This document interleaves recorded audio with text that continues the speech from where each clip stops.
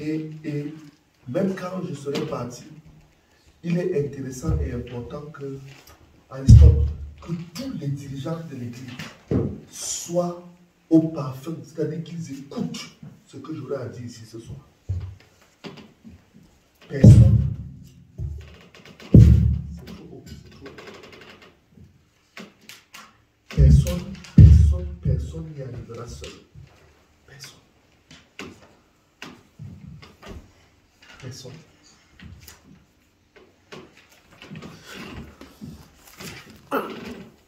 Je vais partir d'abord de la parole de Dieu avant de vous expliquer ce que le Seigneur a mis sur nous. La Bible dit que Jésus était venu sur cette terre-ci pour accomplir une mission.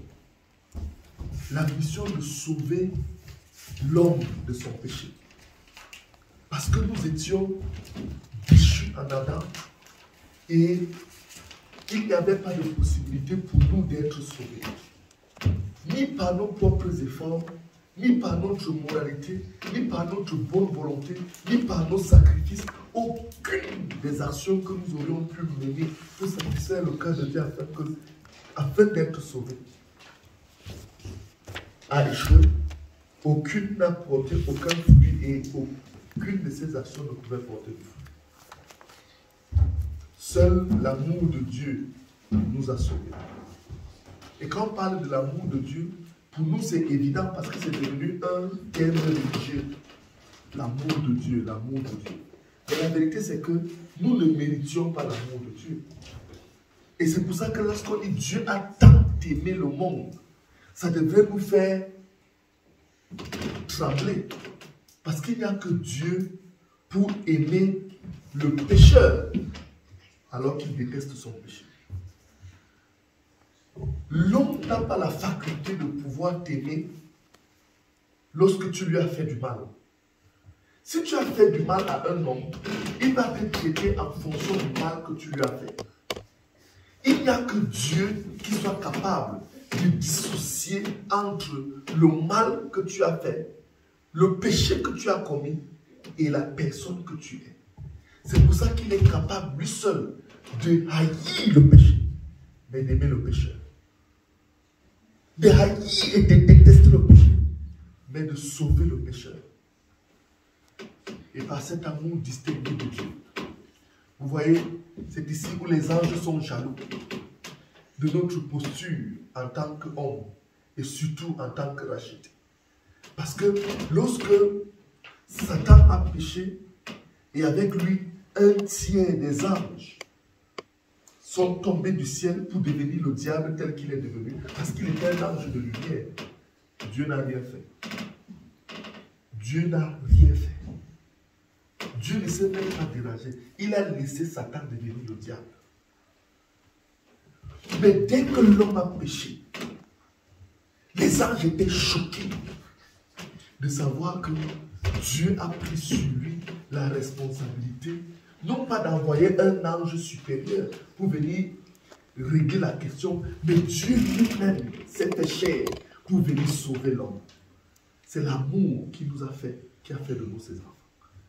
Est-ce que vous comprenez que les anges étaient dépassés de savoir que Dieu prend sur lui de venir mourir sur la croix pour nous, alors que pour les anges qui ont été déchus, il n'a rien fait. Pour te dire combien tu es important aux yeux de Dieu. Pour te dire combien le Seigneur, il n'y a aucun être sur cette terre qui est comparable à toi et à moi aux yeux de Dieu. Il est prêt à tout laisser pour venir te chercher et me chercher dans la boue de notre péché. Il n'y a que Dieu qui peut aimer comme ça. Et il a démontré, et les anges étaient choqués. Et les anges étaient dépassés. Mais comme ils sont au service de Dieu, ils ont compris que c'est par amour pour l'homme, mais que c'est la preuve que Dieu a créé l'homme à son image. Les anges, même comme ils sont des êtres très élevés et sublimes, ils ne sont pas créés. Ils n'ont pas été créés à l'image et à la semblance de Dieu. Or, ce que je viens de dire là devrait mettre un grand sourire sur ton visage. Parce que la vérité, c'est que vous ne comprenez pas le privilège que nous avons de l'avoir pour père de l'avoir pour Dieu, de l'avoir pour créateur et de l'avoir pour sauveur. C'est une œuvre immense et sublime qu'il a accomplie pour nous. Et Jésus, c'est par amour qu'il est venu pour accomplir cette mission. Ne pensez donc pas que c'est les clous des Romains qui l'ont tué. Ne pensez donc pas que c'est un mérite quelconque de notre part qui l'a tué. Ne pensez donc pas que c'est les fouets et les lacérations dans sa chair, ni même la couronne d'épines qui l'a tué. Parce que la vérité, c'est que si ce n'était qu'à regarder à ça, Jésus serait descendu de la croix. Il aurait abandonné. Si ce n'est qu'en considérant combien nous déméritions l'amour qu'il était sur le point de manifester, il aurait abandonné l'initiative. Mais l'amour l'a poussé jusqu'à mourir. Et la mort la plus ignoble, celle de la croix. Je suis en train de vous parler de Jésus accomplissant sa mission. Mais je vais vous dire quelque chose. C'est que Jésus était sur le chemin pour aller être crucifié lorsqu'on a déposé sur lui une croix qui pesait plus que ses forces. Et il s'est mis à porter la croix, qui est une représentation du péché de l'humanité, que ce soit le péché passé, le péché présent ou le péché à venir de tous les hommes. C'est pour ça que par la croix seule, tous les hommes de toutes les générations peuvent être sauvés. Amen. Il était sur le chemin de Golgotha. Et la Bible dit qu'il est tombé. Il est tombé une fois. Parce qu'on avait passé toute la nuit à le juger, à le trimballer entre Caïphe et Pilate, et Caïphe et Pilate, à le fouetter. Certains commentateurs disent qu'à la fin, il ne restait plus de sang dans son corps, alors l'heure de la crucifixion, que quelques gouttes de sang. Parce qu'on l'avait totalement vidé de son sang par les coups qu'il avait reçus, la couronne d'épines et tout ce par quoi il est passé durant sa passion. Je vous le dis simplement, sans utiliser les termes théologiques pour que vous compreniez de quoi il s'agit. Et lorsqu'il est tombé, les soldats romains l'ont relevé avec des coups de lacération, avec des coups de fouet. Il s'est relevé et il a repris la croix. Il marchait à peine parce que le poids de la croix était tellement insupportable qu'il était devenu incapable de porter le péché de l'humanité. Mais ce qui m'intéresse, c'est que lorsque le Seigneur a ouvert les yeux, que je voie et que je comprenne que personne n'y arrivera seul, alors j'ai compris que même Jésus, portant la croix pour aller être crucifié, n'y est pas arrivé seul. Et là, le texte biblique que je viens de vous lire est d'une puissante et d'une révélation telle que nous le lisons très vite en passant. Mais ce qu'il dit et ce qu'il nous révèle nous fait comprendre que c'est de l'insensé, c'est être insensé de penser que tu peux accomplir cette œuvre de l'évangile seul. Parce que même Christ, avec toute la passion et l'amour qu'il avait pour l'humanité et sa résolution d'accomplir le dessein pour lequel il est venu, il était incapable d'accomplir cette mission seul. Et la Bible dit qu'à un certain moment, il lui était impossible de continuer à porter la croix. Parce que dès qu'il pouvait se relever, on déposait la croix sur lui, il était au sol. Les soldats ont attrapé un homme. La Bible dit, pendant qu'il arrivait, il se saisit d'un certain Simon de Cyrène. Il se saisit d'un certain Simon de Cyrène qui revenait des champs. Il l'obligeait à porter la croix derrière Jésus. Il l'obligeait à porter la croix derrière Jésus. même Jésus, pour accomplir sa mission, n'y est pas arrivé seul. Il a eu besoin de l'aide de Simon de Cyrène. Dis à l'aide. Qui à l'aide? À l'aide. Jésus-Christ de Nazareth a eu besoin du secours d'un homme pour accomplir la mission qu'il était venu accomplir sur la croix. Et c'est un dommage dans l'Église aujourd'hui que plusieurs personnes, plusieurs hommes de Dieu, plusieurs pasteurs veulent donner l'impression qu'ils sont arrivés là où ils sont arrivés seuls. Mais c'est faux. C'est faux. Il y a quelque part, à un certain moment, quelqu'un qui t'a aidé.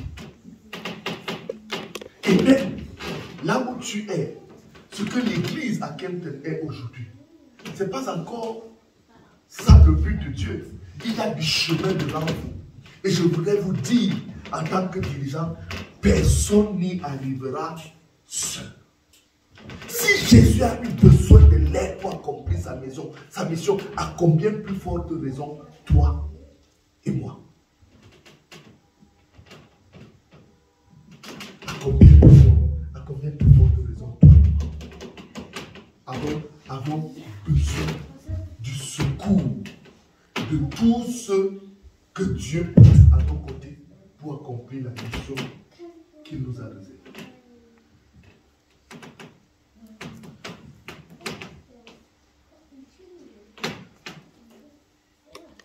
Un homme nommé Simon de Cyrène.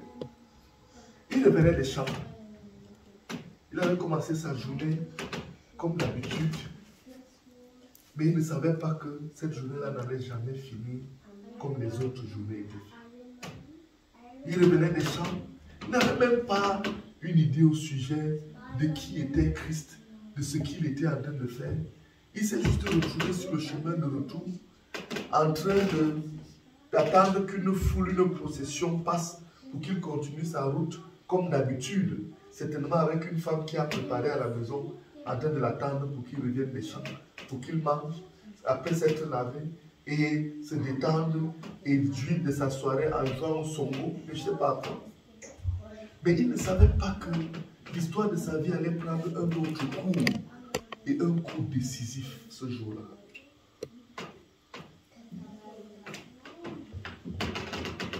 Et il est arrivé, selon le dessein de Dieu, au moment où Dieu avait besoin de lui. Maintenant, vous allez comprendre que le choix de Simon de Cyrène, ce n'est pas un choix hasard. Ce n'est pas le fruit d'un hasard. Parce que pour pouvoir aider, il faut être disponible à faire quelque chose. Il faut être disposé à faire quelque chose. Il y avait ce jour-là dans la procession qui suivait Jésus, ou bien qui le précédait, plusieurs hommes.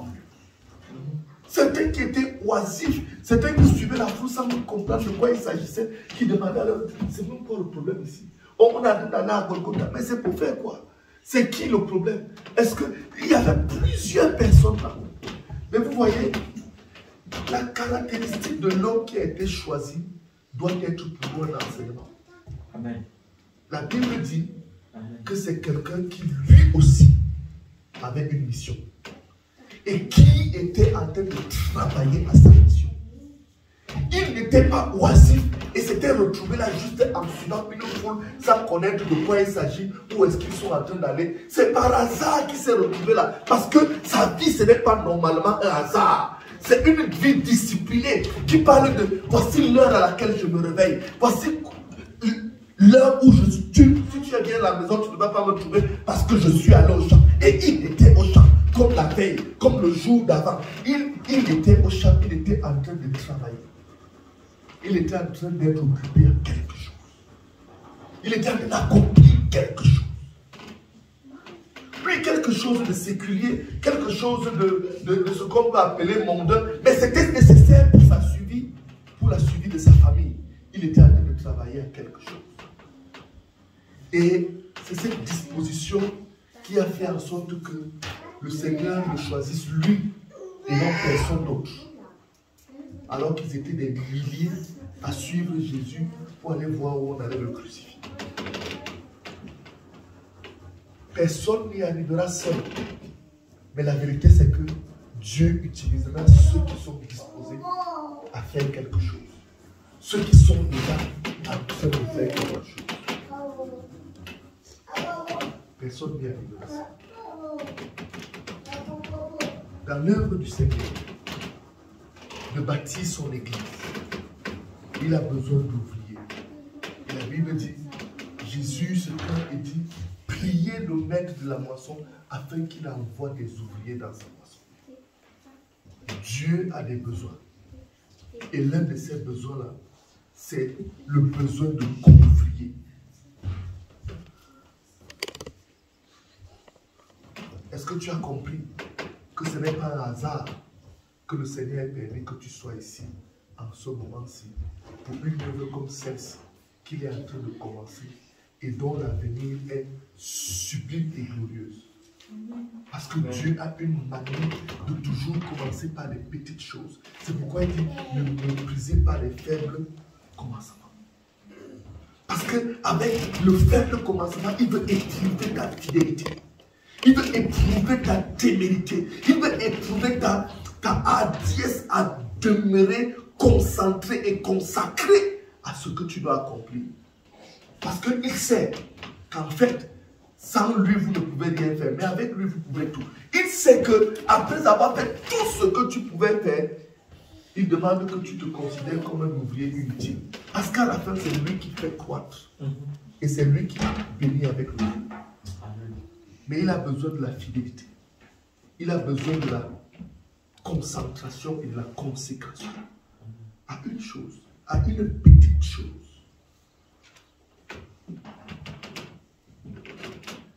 Personne ne arrivera seul.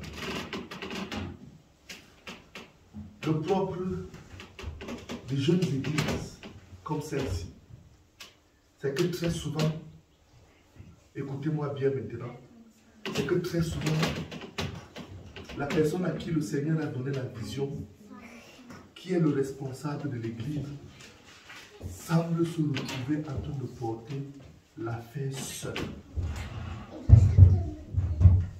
Il y a plusieurs personnes autour, mais la vérité c'est qu'ils n'ont aucune charge et la charge très souvent se retrouve à reposer sur une, deux, trois personnes. Le reste le fait. Le reste applaudit, le reste acclame et très souvent ceux qui sont forts pour faire, c'est de critiquer. Oh, on n'a pas fait ci comme ça, on n'a pas fait ça comme il fallait le faire, on n'a pas fait ça. Mais tu n'étais pas là pour faire. Tu n'étais pas présent lorsqu'on avait besoin de toi et de ton expertise, de la manière avec laquelle tu aurais voulu qu'on fasse l'affaire. Tu n'étais pas disponible pour faire.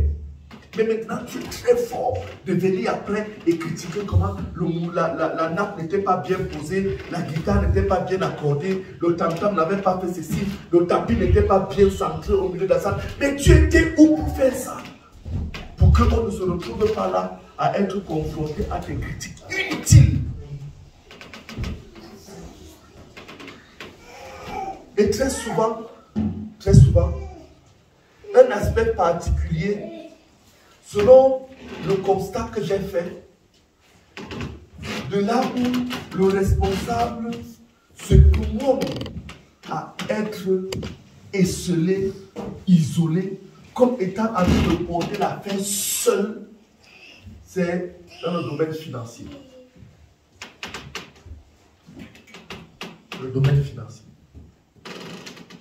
Personne n'y arrivera seul. Même si, en tant que responsable, tu es millionnaire, je vais te dire quelque chose, tu n'y arriveras pas seul. Parce que, une chose est sûre, c'est que c'est celui qui donne qui sera béni en retour. Tu vas donner tes millions, mais la vérité c'est que la bénédiction ne va jamais atteindre ton peuple. Elle sera toujours à la porte de ta maison. Parce que tu n'as pas enseigné à ces gens-ci que personne n'y arrive seul. Et il est de notre intérêt que chacun mette la main pour que l'heure de la bénédiction, chacun ait sa part à mon tour. Parce qu'en réalité, nous sommes bénis, pas de ce que nous observons, pas de ce que nous économisons, nous sommes bénis de ce que nous donnons. Nous sommes riches de ce que nous donnons. Et très souvent, ceux qui ont la lourde responsabilité d'être au départ d'une œuvre, de commencer l'implantation d'une église, se retrouvent très souvent en train de payer un prix énorme et seul. Il se bat et il finance l'église. Sa femme se bat et tous les deux financent l'église. Quand je vous parle, je ne vous parle plus de la théorie, je vous fais un témoignage par lequel moi-même je suis passé. Ils vont financer l'église, ils vont financer l'église, ils vont financer l'église. Mais si à un certain moment, au moment déterminant, les frères qui donc se sont ajoutés et qui se sont associés à la direction de l'église ne comprennent pas que leur implication ne se limite pas seulement à être présent, mais aussi à mettre la main dans la pâte. L'œuvre là va buter, il va bloquer quelque part. Parce que personne n'y arrive seul.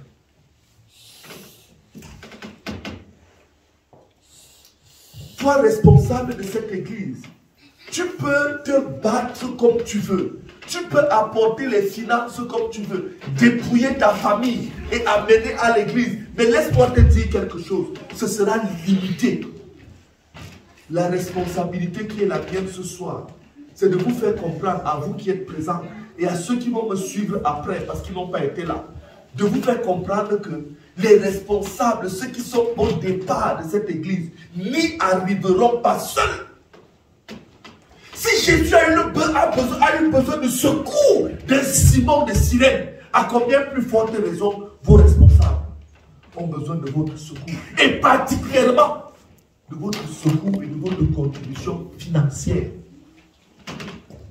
Parce qu'il est très facile pour nous de nous asseoir et de commencer à crier les Alléluia à droite et les Amen à gauche. Mais lorsqu'il est l'heure de pouvoir manifester une foi pratique, ça devient un problème. Mais si tu crois à cette œuvre, alors il faut que ta foi passe de la théorie pour devenir une foi agissante, une foi pratique. Et en tant que dirigeant, ça m'est égal combien tu gagnes dans ton travail séculier. Ça m'est égal de ce que tu reçois comme étudiant de tes jobs. Mais je voudrais te dire quelque chose. Si le Seigneur a permis que tu sois là pour être parmi les dirigeants de l'église, alors sache qu'il ne minimise pas la contribution que tu peux faire. Il apprécie à juste titre. Et il est béni du sacrifice que tu apportes. Ça n'a pas besoin d'être comparé à celui de quelqu'un d'autre. Parce que Dieu nous juge et nous mesure de la mesure dont nous sommes, dont il a réservé pour nous. Il ne va pas prendre la mesure de quelqu'un d'autre pour me mesurer avec. C'est pour ça que lorsqu'il était assis sur le tronc pour observer combien les gens donnaient, il a remarqué que les riches venaient et donnaient de leur superflu. C'est-à-dire que lorsque tu faisais le ratio de ce qu'ils ont, de ce qu'ils ont en réserve, de ce qu'ils restent avec ce qui, par rapport à ce qu'ils étaient en train de donner, c'était les miettes, c'était la poussière. Ce qu'on appelle le superflu. En fait, ils n'avaient même pas besoin de ça. Ils se libéraient même, ils libéraient leur poche des pièces pour qu'ils ne soient pas en train de porter les pièces et ça perce leurs pantalons. Mais il a également observé une veuve qui est venue déposer ses 2 pièces. Et la Bible dit que c'était son nécessaire pour vivre. Il n'a pas commencé à prendre la mesure des riches pour mettre cette femme-ci là-dedans. Sinon, elle serait perdue. Parce que que représenterait 2 pièces devant 1000 € qui est le superflu de quelqu'un? Que représenterait 2 cents devant 200 € qui est le superflu de quelqu'un? Jésus a besoin de ta contribution pour l'édification de sa vie. Et il apprécie à juste titre ce que tu peux apporter. Et il n'attend pas de toi que tu apportes ce que tu n'as pas. Mais il attend bien que chacun de nous apporte la contribution qu'il doit apporter. Parce que les dirigeants de l'Église n'y arriveront pas seuls. Ils peuvent être généreux comme ils veulent. Ils peuvent être prêts à dépouiller leur famille comme ils veulent. Mais la vérité, c'est qu'à un certain moment, ce ne sera pas qu'ils n'ont pas pour donner, mais ils seront frustrés de l'attitude de ceux qui sont là, mais qui n'apportent pas leurs dîmes et leurs offrandes, qui ne contribuent pas à l'œuvre, mais qui sont juste là pour critiquer. Et vous allez vous rendre compte qu'eux également, ils vont être frustrés. Et peut-être ce sera la fin de l'affaire. Parce que personne n'y arrivera à ça. Je suis venu pour vous faire comprendre qu'il est urgent et important que au niveau de tout ce qui est nécessaire, de ce que Dieu nous a donné comme don et comme talent, comme travail et comme finance, comme opportunité et comme travail, nous soyons capables d'apporter l'aide qui est nécessaire pour que l'Église qui se rassemble dans cette salle-ci soit bâtie en splendeur, en gloire et atteigne le but pour lequel le Seigneur a ordonné que cette Église naisse. C'est une responsabilité pour ceux qui se disent être les dirigeants de l'Église. Je vais vous dire quelque chose. On ne peut pas tous vivre une vie chrétienne au même niveau. Il est impossible. Parce que Dieu lui-même connaît, fait la différence entre ceux qui se sont donnés pour devenir des modèles ou alors ceux qui sont juste en train de suivre de façon passive et oisive. Dieu sait faire la différence. Mais dans le contexte d'une église, ceux qui sont appelés dirigeants doivent pouvoir se positionner comme étant des modèles. Des personnes qui ont compris que personne n'y arrivera seul. Et parce qu'ils ont compris ça, ils n'attendent pas que ce soit les fidèles qui viennent commencer à soutenir les responsables de l'église. Non, mais qu'eux-mêmes, ils se positionnent et fassent ce qu'ils doivent faire pour qu'ils soient capables de pouvoir demander aux autres qui arrivent, faites comme nous. Pas que moi je ne donne pas mes dîmes et mes offrandes, je n'apporte pas ma contribution, mais je suis en train de demander aux autres d'aller contribuer pour l'édification de l'église. Donc nous devons être d'abord des modèles nous-mêmes. Ce doit être clair au milieu de nous, compte tenu de notre vie, compte tenu de notre investissement, compte tenu de notre implication dans l'affaire, que nous avons accepté le principe selon lequel personne n'y arrivera seul. Mais que nous avons besoin de l'aide de l'un et de l'autre et à tous les niveaux. Que nous avons besoin que tu sois présent. Que tu sois là avant l'heure parce que tu es dirigeant. Que nous avons besoin que tu aies une tâche dans l'église. Parce qu'il est inconcevable de pouvoir être désigné comme dirigeant dans l'église et les jeunes, ce sont les jeunes qui font le travail pendant que toi, tu croises les bras et tu tournes les pouces. Nous devons être le modèle en tant que dirigeant, le modèle du tout. En tout et particulièrement au niveau des finances. Parce que la Bible dit que là où il y a ton trésor, c'est là qu'il y aura aussi ton... Parce que l'argent est directionnel. L'argent donne la direction. Ton argent va donner la direction à ta vie. Si tu as mis ton argent à la banque, par exemple, tu vas te rendre compte qu'il n'y a pas une semaine où tu ne penses pas à ton argent qui est à la banque. Il n'y a pas un seul individu comme ça. Et ça veut donc dire que si tu as en train d'apporter ta contribution et si tu as en train d'investir dans les desseins de Dieu, dans l'église, ton cœur va suivre. Et ce sera quelque chose de précieux sur ton cœur de voir cette église-là en train de fleurir et en train d'accomplir les desseins de Dieu pour cette église. Assez de cette personne qui dit j'aime l'œuvre de Dieu, j'aime l'église, j'aime ceci. Mais lorsqu'il est question de mettre la main dans la poche pour financer, apporter sa dîme et ses offrandes, apporter ses talents et son service, on commence à expliquer les choses, à développer les théories, à nous expliquer comment la dîme est montée, la dîme est descendue. Dieu a des besoins.